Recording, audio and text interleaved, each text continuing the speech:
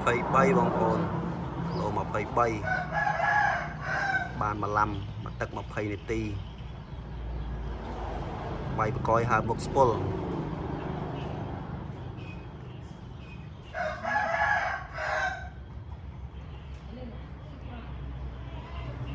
អានេះវាយពីលើសុត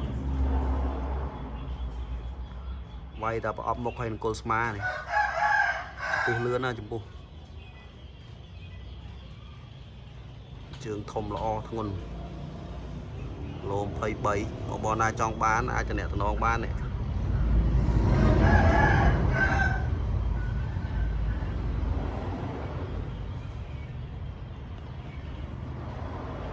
មុខនៅក្រហមឆិល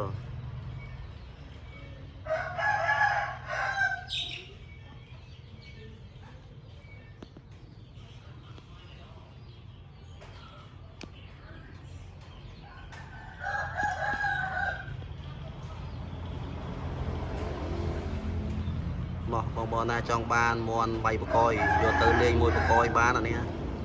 ចូលបកយបានបងប្អូន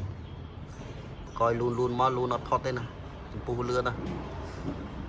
ចាប់វាយប្រអប់មុខវាយគល់ស្មាប្រអប់មុខវាយគល់ស្មា